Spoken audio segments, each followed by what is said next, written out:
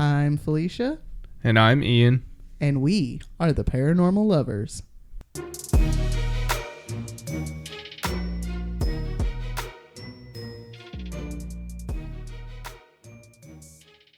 Hello, paranormal dudes, dudettes, and dudays. Welcome back to our 100th episode of the Paranormal Lovers. 100 episodes. 100. Hi, friends. Hey, guys. Thanks for joining us for our 100th episode.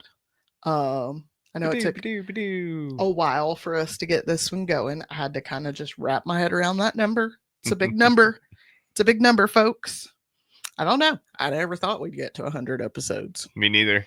Like, ever. I kind of didn't know what to do neither. I wanted to do something special, but like... I had ideas. Right. But they weren't. It was just like episode topics. Yeah. It wasn't like doing anything special other than like a special topic. But this works too. Yeah.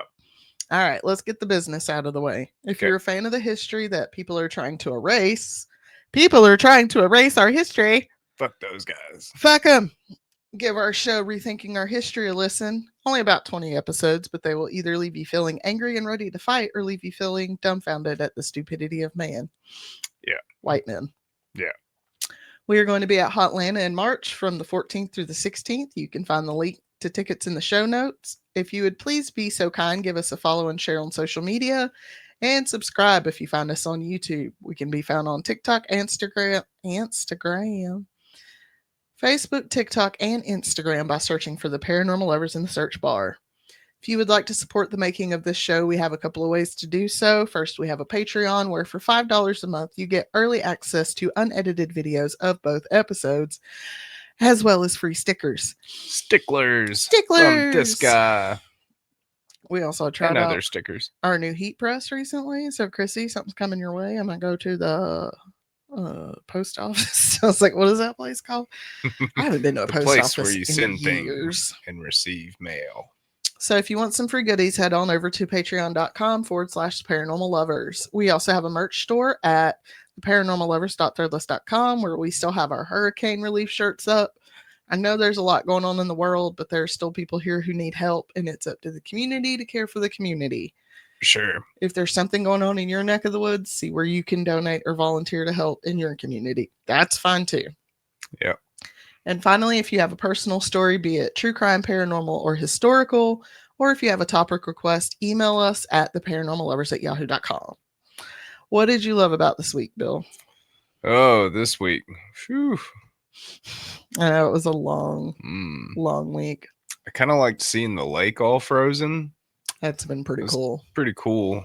Patty was like, somebody was skating on it. And I was like, yeah, idiots. we seen some people skating on it because I guess it was so thick. But I guess it was thick enough, but even other people are still like, hey, maybe don't do that right now. Yeah. Like my mother was from Michigan, and even she'd probably look at those people and be like, they stupid. Yeah. Like she went skating on a lake that had been frozen, that would be frozen for like half of the year. Yeah. And it would be like a foot thick of ice. Mm-hmm. That lake down there ain't a foot thick. Right. Crazy people.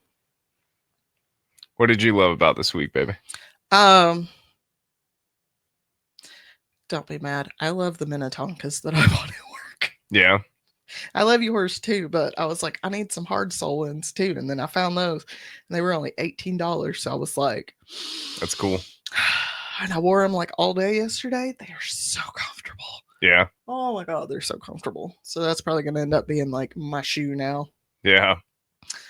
All right. So this week we're going to take a look back at the last 2 years and 99 episodes of this show. It's crazy. And highlight some of our favorite stories. For sure. It's technically 6 topics, but when you look at our show notes, it's going to be about 10 episodes. Yeah. Top 10 best episodes. Yeah. So the first one up is episode 32, Barbara Lamb. Love doing Barbara Lamb. This is an Ian episode in the first year of our show. Y'all, what was your favorite thing about this episode? About Barbara Lamb's? Yeah. Well, I just liked that it was so detailed. Like she had like a detailed description of an abduction that she went on, and Right. I guess probably the favorite thing would be that like they took her car, like they beamed up her car into like a room, Yeah. and all these little alien guys were like surrounding her car, looking in at her. And it was just funny to me that like Yeah, these little guys are like, hey, what you they're doing? like, "Hey, what are you Hey, doing? hey, What are you doing? Hey, hey, how's it going? where I'm you gonna going? climb on your car." I would not be well. I would not be well. For some reason, it makes me think of like puckwudgies, Kind of, yeah. like crawling all over your car. You want you, Kier, Kier, Kier. Right. I used that on Patty the other morning. I was trying to get her to come over so I could do her hair. She was like staring at the TV. You know how she gets distracted in the mornings. And I said, you want you, Kier, Kier, Kier, Kier. And she was like, what the hell? What? And yes, we do let our 7-year-old say hell. It's fine. It was funny. Yeah, the Barbara Lamb episode is wild. Like, Mm-hmm. so like I like UFOs, and I thought, before I did this podcast that I was like kind of a fluent UFO guy. You had no idea. I had no fucking clue. Like, you're like, I thought I knew all I've there learned was to know. so much from doing this podcast. Like things like Barbara Lamb, like this lady like had years of, seeing lizard people. Mm-hmm. All right, guys. Well, let's take a listen to a clip of that episode. Cool. Only go up to 53 feet. Just as she got to the end of the truck, she saw a bright peachy pink light. It stretched across her windshield in a kind of a diagonal direction. Yeah. And when it did, it cracked her windshield. Oh, shit. Well, it kind of spiderwebbed her windshield, and on her, she was driving a Boobaroo wagon. A boobaroo. A Boobaroo. Not a boobaroo. She got pretty worried, so she decided she was going to stop, back on up, and talk to the people, ask them why they had done something to crack her windshield. But a voice in her head said, "No, don't stop. Just keep driving home." Always listen to your intuition, folks. Well, she said it wasn't her saying it, though. That it was somebody different telling her in her head to go home. Well, which she thought she had done. She thought she went home. Until later, when she had the regression session on it. She really was taken in her car up in a diagonal beam of light into the sky and put down into something with a big room. She said it was In kind of... her car? Yeah, in her car. It's a big room. She said it was kind of like a garage, she thought. Kind of. All right. She slid... Her and her car slid into an oval-shaped room. The floors and walls were tan-colored. Soon after the car stopped, about 20 to 30 little short beings came rushing toward her car in all directions. Oh, Lord. They were climbing all over her car, on the hood, on the roof and sides, looking in her windows. Barbara thought they were cute, and that they all looked alike. Oh, that's funny. That old lady would. I'd be freaking out. Look at all these cute little children. They got such big heads. Right? Like, ma'am. She said they were bluish gray with big eyes. They were very thin-bodied with big heads and only 3 to 4 foot tall. They were very active and curious. They opened her passenger side door. Sorry. Sit. And climbed into the seat of her car and sat with her. Two opened the driver's door and ushered her out of the car. All right. Next on the list is the tale of Betty and Barney Hill. Nice. Episodes 59, 61, and 63. Yeah, good old 3-parter. Yeah, 3-parter. Betty and Barney Hill is like so in depth. I think because it was like the first well-known, Yeah, it was most one of the first reported. like well reported and documented Yeah. UFO. What brought this one up to one of your top? Well, this one I just kind of hold dear at heart just because of the mixed race. They were a mixed race couple In the 60s. in the 60s.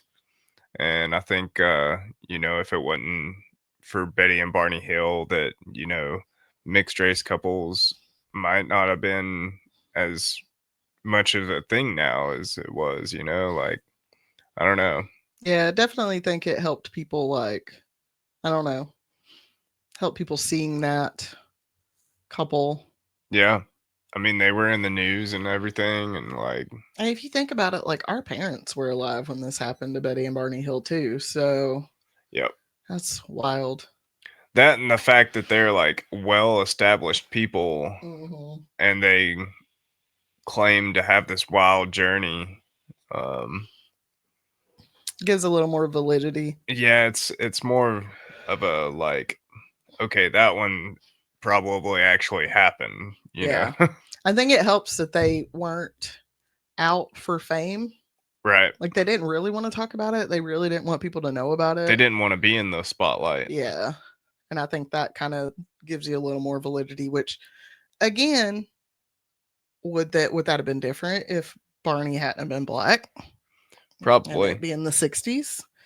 Like, he was a veteran and stuff, but he just didn't want the publicity of it. He didn't want people coming at him like that. And like, people are still lynching people at this time, folks. Yeah. Like, I can't imagine what that fear being a black man during that time, being like, oh, I saw an alien. They're gonna be had like, to be hang terrifying. that fucker. Like, yeah. Yeesh. All right. Well, let's have a listen to one of those episodes. Name for Air Force Base. Peace. Let's name a military. Let's name a military base. Peace. Peace be unto you with this Moab, motherfucker. But they answered the phone call and put an investigator on the line with Betty to take down the information of their encounter. The next day, Major Paul Henderson, who was assigned to Betty and Barney's case, gave her a call back. Paul was tasked with the assignment of taking an official statement from the couple. Betty was hesitant to give Paul the full story. She left out parts of it, like how they seen alien figures in black clothes, which, I mean, I kind of get that. Like, you're like, yeah, so I saw like a UFO, but you don't have to give them like all of it. See, Betty's smart. Yeah. She's like, oh yeah, sure. She didn't quite trust him. Sure. Let me just leave out half of it. Right, but you don't need to know everything. At the same time, Betty didn't want to sound like she was crazy and didn't want Paul to think her and Barney were just making up a wild yarn to attract attention. Right. Betty did, however, tell Paul about seeing an alien craft. She described to him how the craft looked. It looked kind of like a frisbee or a pancake. She even drew sketches of the craft to which it kind of looked like a tambourine shaped, with windows along the edge and lights going out all across the object. Paul tells Betty that they had picked up the craft on radar at 2:14 that night. Suspicious. Like they seen it on the radar. It is suspicious. Right.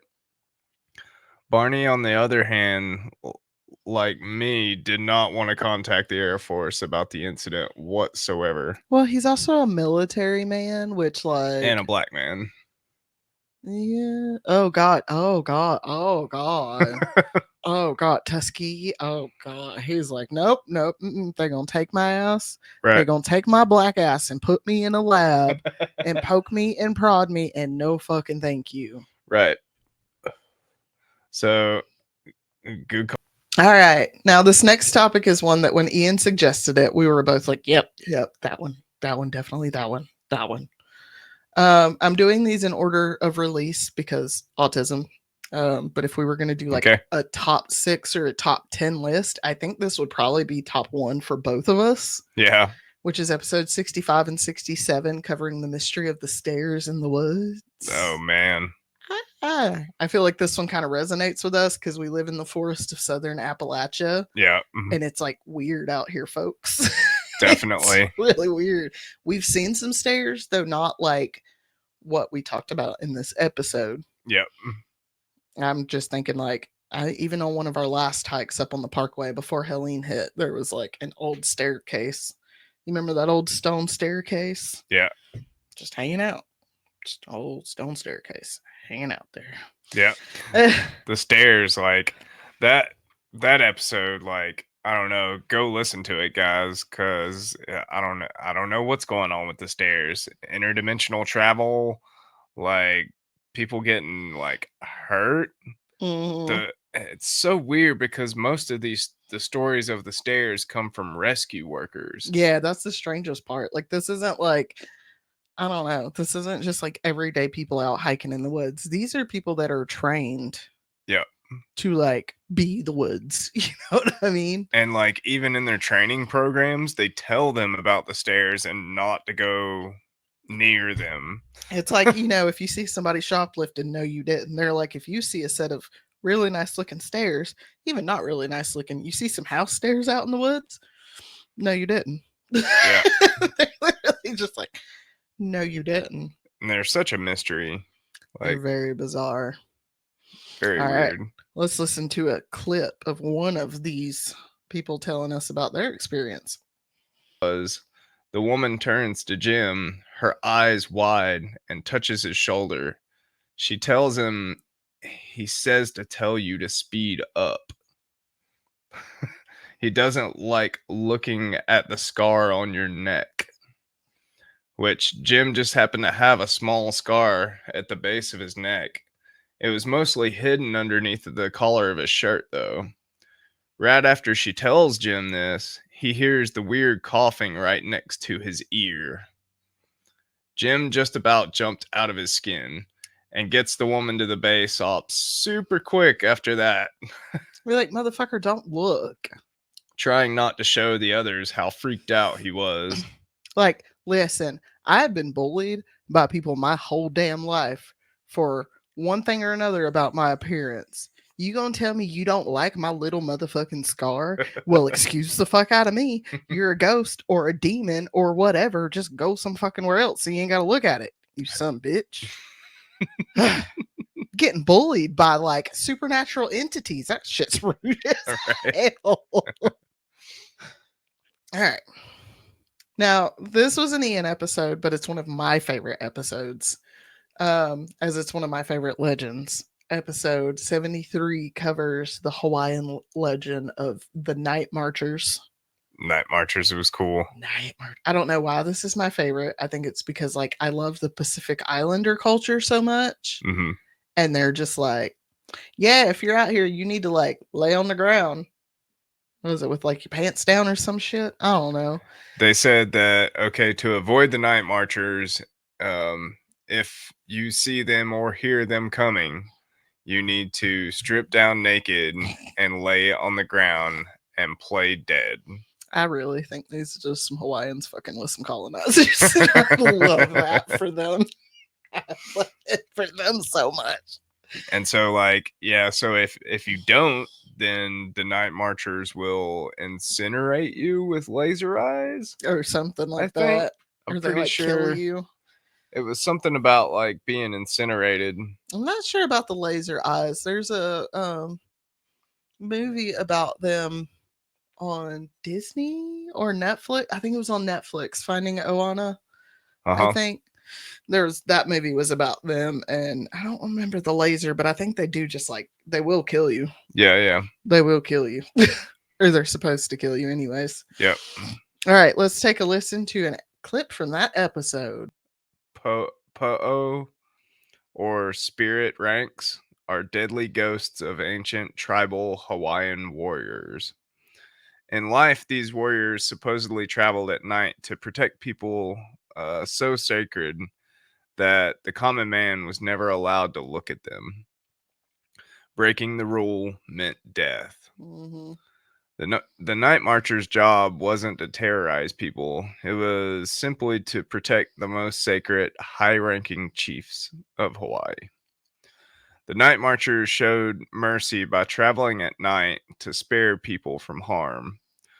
Uh, the night marchers are the vanguard for a sacred king or chief or chiefess, because it's both of them in their in their Yeah, back when the U.S. stole Hawaii, yeah. Hawaii was ruled by a queen. Yeah. So On nights honoring the Hawaiian gods, Kane Ku, Lano, or on the nights of Kanaloa, they are said to come forth from their burial sites or rise up from the ocean and to march in a large group to ancient Hawaiian battle sites or other sacred places. The legend says that the night marchers are kind of normal sized warriors dressed for battle, carrying spears, clubs, and some are beating drums and blowing conch shells and nose flutes to announce the advancing of their march. According to the myth, they are suspended in air. Their feet do not touch water or ground. As they traverse through the night, they leave no evidence of their visitations. all right. For the final episode that Ian picked for us for this, we're going to look at episode 85 and the story of Valiant Thor. Man, Valiant Thor. Yeah, and I'm pretty sure this is one I recommended because I loved it, and I was like, "Oh, he's gonna lose his mind when he learns about Valiant Thor." I think Valiant Thor just kind of like tied a lot of different things together for me. Like the technologies that came out then, the space race that was going on around then. Not to mention that this guy stayed at the Pentagon for 3 years, like with presidential permission. Just hanging out with Eisenhower. Just like working with him on different things. Yeah, I don't know. I'm kind of, I had a lot of faith in this episode till January 20th rolled around and shit hit the fan. Wonder if Valiant Thor's And I'm like, still alive. Where you at, Val? Yeah. We need you, Val. We need you to Where come you at, back. Val? Come back, Val. Talk some sense into these fucks. Oh my! Or just kill him. Just kill him. Like if we got those aliens out there that want to like, do not fear us, we come in peace, and they just start shooting people. Like Mars Attacks. 1600 Pennsylvania Avenue, please. They just incinerated Congress. Yeah. I just cackled so bad. Y'all, it's government. Ack. Just burn it down and start from scratch. Goddamn. All right. Here's a clip about Val. He needed another person that was more open-minded, that could convince the leaders of the world to make change. This person would go on to work hand-in-hand with Valiant Thor for the next 3 years. It was a man by the name of Dr. Frank Stranges. All right. I can get with Dr. Stranges. Who's your doctor, Dr. Strange? Dr. Stranges had a PhD in psychology and was a well-known UFO researcher and theologist. One day, Dr. Stranges gets a phone call from a photographer who was very excited to tell him about something. The photographer was August Roberts and told Dr. Strange about the High Bridge gathering and how he photographed aliens. and really didn't know what to do with it. I mean, I wouldn't either. I wouldn't either. I'd be like, Be like, who's gonna believe me that this is an alien? for sure. Also, he looks like David Tennant Yeah. in that picture. All right, this last episode is one that was a bit of a dream to come true for me. In episode 94, Cherokee Legends with John Tooni, we got to sit down with historian, storyteller, and member of the Eastern Band of the Cherokee Indians, John Tooni, and talk to him about his work on the res and hear some of their legends. Y'all know I love native cultures and believe indigenous ways are the only ways for us to save ourselves. Nobody wants to listen to me, though, because I'm just a black woman, so what do I know? I think I liked hearing Stonecoat from him because Mhm. he told us that night Yeah. about Stonecoat. It was the story that he told whenever we went to Cherokee and went on a ghost hunt. Yeah, we went to the Akanalufty Indian Village and they had a ghost tour. That's where, if you guys go back and look on our Instagram, there are pictures that I posted of ghosts that I caught in the council house. That's crazy. And like, yeah, I saw a ghost. It's fine. It's Right. fine. It's fine. You were the only one there that did. It's wild. Yeah, I have that gift, and that's why I stay stoned all the time because they're loud. She sees dead people. I see dead people and they're loud. Yeah, I'm having to come to terms with the fact that I'm somewhat of a medium. Yeah. And I don't know how I feel about that. I'm like, there's enough noise going on in my head. I don't need other people talking in there too. Jeez. Yeah. All right. Well, here is a clip from that episode. At the village where we didn't have enough guides to take people through. And so as a way for them to try and have me or have people be up there having some entertainment, they needed somebody to tell stories. And they had asked me if I knew any, and I said, well, I'll know like 2 of them. And they said, well, go with it and then see where that goes. Now, when I said yeah to do it, I was nervous. I was a train wreck because I was like, oh my goodness, I don't know this story all that well. Public speaking too. Yeah, it's yeah, terrifying. and that's the thing too. Is like, public speaking, and I am a walking contradiction. I like to say, because I am literally so introverted that when I am say like doing this podcast or doing something for work or anything like that, I am so extroverted. But as soon as that wears off, I am so introverted that I'm just like, yeah, I just don't want to hang around. I want to go home. Everything, yeah. But yeah, when I told those first stories, those were going to be some of the 2 that I knew was naturally Spearfinger. Spearfinger is a real popular one. Mhm. And the other one is how the possum's tail became bear. And then later on, through my brother and also through reading James Mooney's book with the Cherokee Legends in it, I started learning more about some of the other stories. Some of them I still don't know as much as I would like, but... All right. Now, in the show, we're going to take a quick peek at an episode of Rethinking Our History. Nice. I started this show because the research for paranormal things leads to a lot of trauma and violence, often at the hands of white supremacy and the patriarchy. Yep. As a teenager, I had a teacher who lit a fire in me for uncovering the other side of history, the hidden and the covered up side of history. As a mixed woman with a white mama, I grew up hearing about how the Black Panthers were as bad as the KKK, but that's just not true. No. That was a lie spread by the FBI and the US government because they were afraid of people like Fred Hampton. It's true. Fred, as chairman of the Chicago chapter of the Black Panthers, had started free breakfast programs, helped open medical clinics, and brought together leaders of the allegedly dangerous organizations. And for that, he was murdered in his bed. All to keep people down. And here's a clip from episode 15 of Rethinking Our History, Fred Hampton. out having a fucking good old time back then. Yeah. This young man lived in Chicago, which you would think would be a safe place for black folks, but it has never been. And that is Candyman. Y'all, that movie Candyman? Yeah.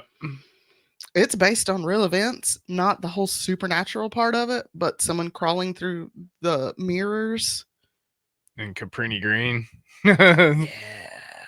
It's Yeah, the not- Caprini Green building's real. Yeah, that whole area is real, and I think Morbid did y'all go look at Morbid, Wine and Crime, and That's Why We Drink. One of them did maybe Sinisterhood. One of them did an episode. Several of them have done an episode on the Candyman and the real life crime that inspired Candyman. I want to watch that one. The systematic racism. Yeah. That put these people in a place and situation, and classism, but very much racism. Racism too, yeah. That put these people in a place and situations that bred crime. Yeah. And people think that this shit isn't systematic. It's all fucking systematic. They made these places for a reason. For sure. I watched a video of Violent J, ICP. ICP, yeah.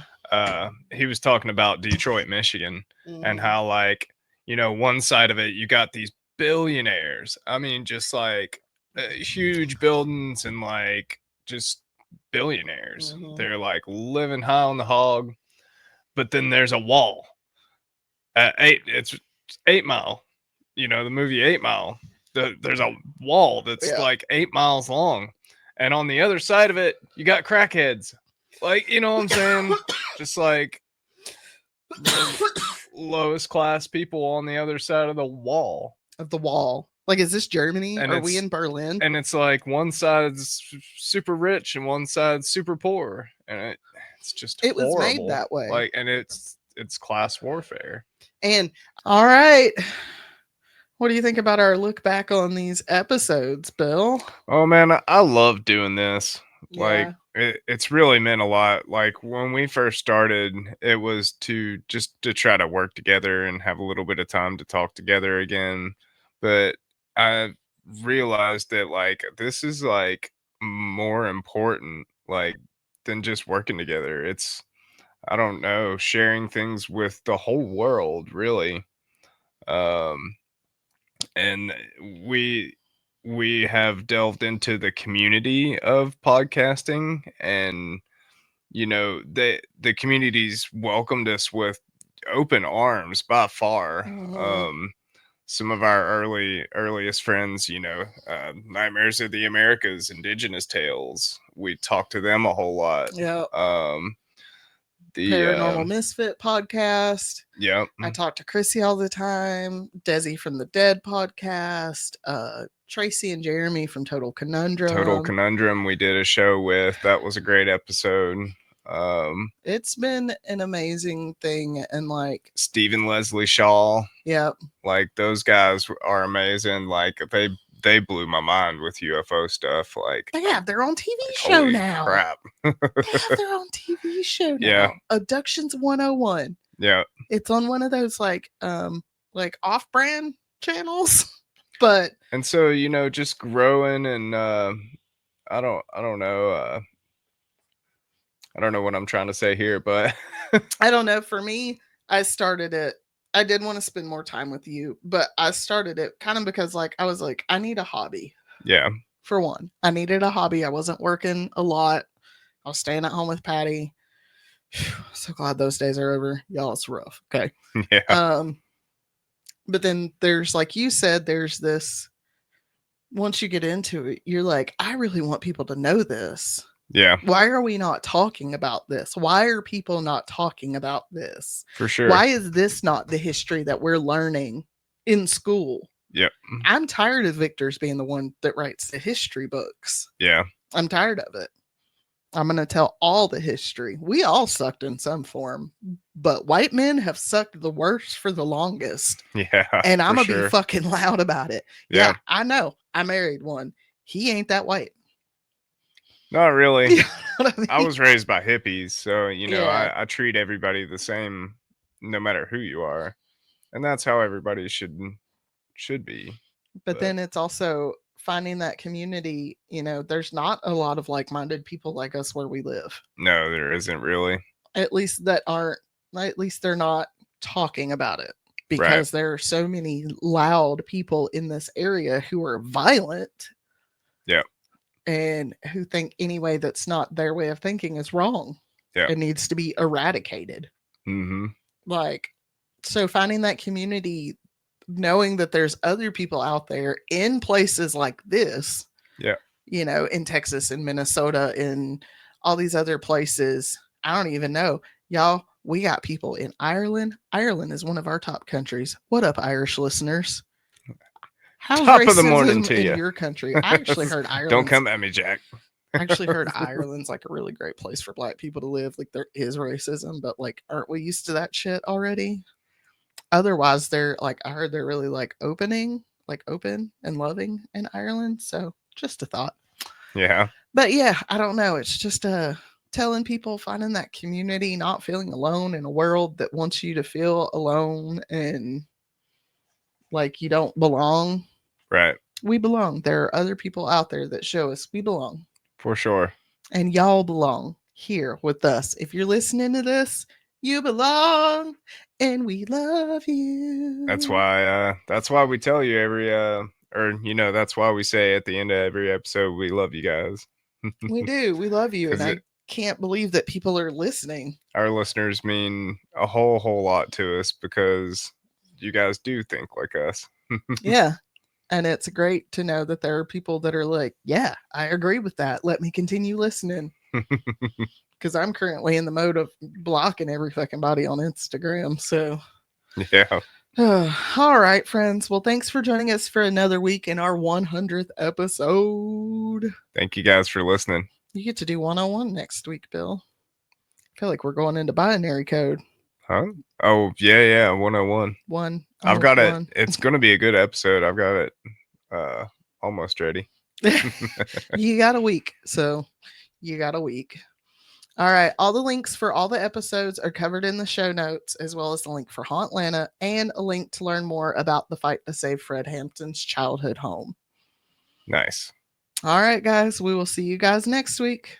Love you. Bye. Love you guys. Bye.